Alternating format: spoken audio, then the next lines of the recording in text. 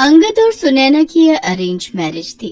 शादी के अगले दिन ही अंगद और सुनैना हनीमून के लिए शिमला निकलने वाले थे। अंगद का चचेरा भाई विशाल भी उनके साथ ही जा रहा था। अंगद बेटा, विशाल भी तुम्हारे साथ ही जा रहा है क्या? हाँ माँ, उसे ऑफिस का कोई जरूरी काम है और बोल रहा था कि उसका भी वही होटल है जो मैंने बुक किया है, तो उसने कहा कि उसे अकेले नहीं जाना पड़ेगा, हमारा साथ हो जाएगा। मैंने कहा कोई नहीं, चल ले। अंगद और सुनैना एयरपोर्ट पहुंच जाते हैं। विशाल पहले से ही एयरपोर्ट पहुंच चुका था। तीनों मिलकर शिमला पहुंचते हैं। सुनैना, विशाल का अर्जेंट कॉल है, मैं थोड़ी देर में आता हूँ, तब तक तुम चेंज कर लो और थोड़ा फ्रेश हो जाओ। हाँ हाँ, कोई बात नहीं, आप मिलकर आ जाओ, तब तक मैं हम दोनों के लिए खाना ऑर्डर कर देती हूँ। अंगद विशाल से मिलने चला जाता है। काफी देर तक अंगद नहीं लौटता। इसी बीच सुनैना थकी हुई थी और वो सो जाती है। अंगद के पास एक और चाबी थी। रात को दरवाजा खुलता है। सुनैना गहरी नींद में थी। तभी वो अंगद से बोली, अंगद जी प्लीज लाइट मत ऑन करना, मुझे बहुत तेज नींद आ रही है।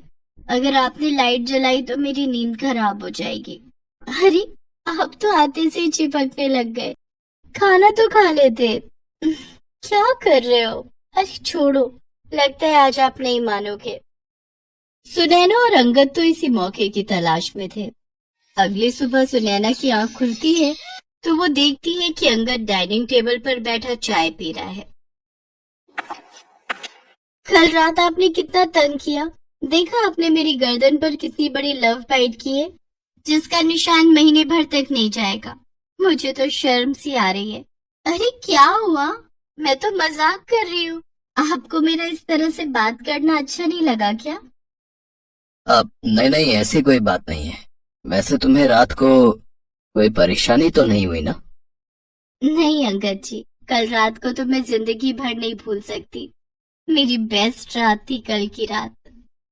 अंगद के उदास होने की बड़ी वजह थी उसका चचेरा भाई विशाल। विशाल ने अपने भाई अंगद के साथ धोखा किया। वो जानबूझकर उनके साथ आया था। वैसे कुछ भी कह लो अंगद भैया, कल रात भाभी के साथ बहुत ही बढ़िया सुहाग रात रही, मजा आ गया।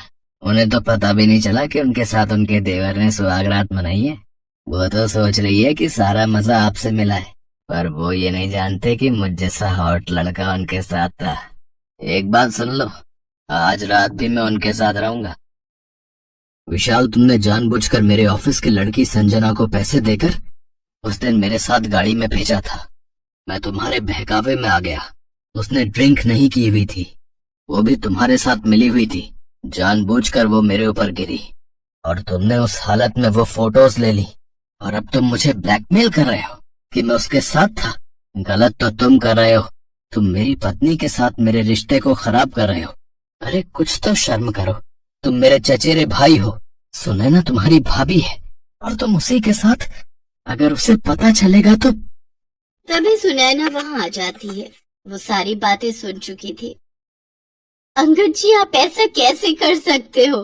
कल रात आपकी जगह देवर जी मेरे साथ थे। मैंने आपके साथ सुहाग रात नहीं मनाई, मेरे देवर जी के साथ सुहाग रात मनाई है। मुझे माफ कर दो सुनैना, ये सब विशाल की चाल है। तुम जानती हो ये मुझे ब्लैकमेल कर रहा है। मेरी ऑफिस की लड़की के साथ मेरी इसने फोटोज खींच ली हैं और ये मुझे डरा रहा था कि अगर मैंने इसे तुम्हारे कमरे में नहीं भेजा तो ये तुम्हें मेरे लिए भड़काएगा।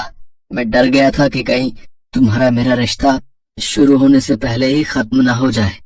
मुझे माफ कर दो, अब तो तुम्हें सच्चाई पता चल ही गई है। मेरा विश्वास करो, इसने तुम्हारे साथ जो भी किया। बहुत अच्छा किया, मुझे तो बहुत मजा आया। क्यों देवर जी, आपको मजा नहीं आया मेरे साथ सुहाग रात मनाकर? ये देखो ना, आप भी कितने शरारती हो। आपने मेरी गर्दन पर ये लव बाइट का निशान छोड़ दिया। सॉरी भाभी जी। भाभी जी नहीं, सॉरी डार्लिंग। ये सब क्या है सुनैना, तुम ऐसी हरकत क्यों कर रही हो? मैं ये सब देखकर हैरान हूँ। ज्यादा हैरान होने की जरूरत नहीं है। मैं और विशाल पिछले 5 साल से गर्लफ्रेंड बॉयफ्रेंड हैं। हमने तो ये सब नाटक तुमसे पैसे ऐंठने के लिए किया था। मुझे विशाल ने बताया था कि तुम अच्छी खासी प्रॉपर्टी के मालिक हो, इसलिए मैंने तुमसे झूठी शादी की। मैं तो तुम्हें अपने आप को हाथ भी न लगाने दूं। मुझे तो मेरा विशाल ही छू सकता है। अब एक काम करो, ज्यादा समय मत लगाओ।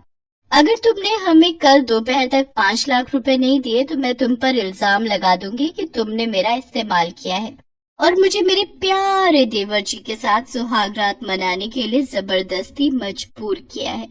फिर तुम्हें जेल जाने से कोई नहीं बचा सकता।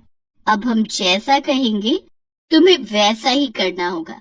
जब हमें पैसे की जरूरत हुआ करेगी तुम्हें हमें पैसे देने होंगे। चलो विशाल, मेरा ना बहुत मन कर रहा है, कमरे में चलते हैं। लगता है कल रात का ज्यादा ही मजा आया है। चलो डार्लिंग, मैं कहाँ मना कर रहा हूँ।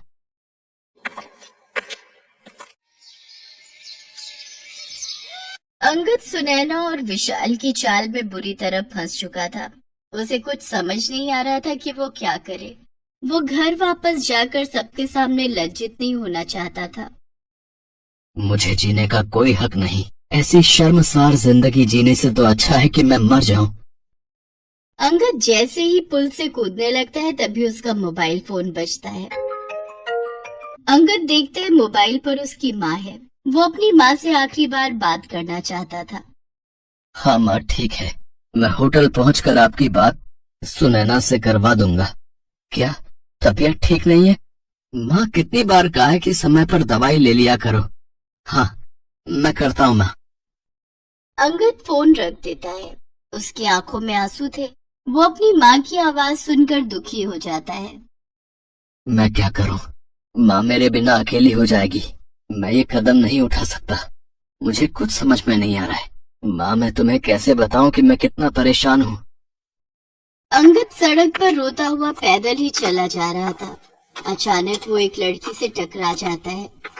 अंगद, तू और यहाँ शिमला में? सौम्या, तू? हाँ, मैंने तुम्हें बताया था ना, मैं वकील बन गई हूँ। मैं यहाँ प्रैक्टिस के लिए आई हुई हूँ। वैसे तुम्हारा मैसेज पढ़कर मैं शादी में जरूर आती, पर यहाँ छुट्टी नहीं मिल रही थी। सॉरी, मैं शादी में नहीं आ पाई। वैसे ओह अच्छा, मैं समझ गई, तुम हनीमून पर आए हो। पर तुम्हारी वाइफ कहाँ है? तुम अकेले हो? एक सेकेंड, तुम्हारी आंखों में आंसू कैसे? क्या तुम रो रहे थे? अंगद को कुछ नहीं सूझ रहा था। वो फूट फूट कर रोने लगता है। सौम्या अंगद के बचपन की दोस्त थी।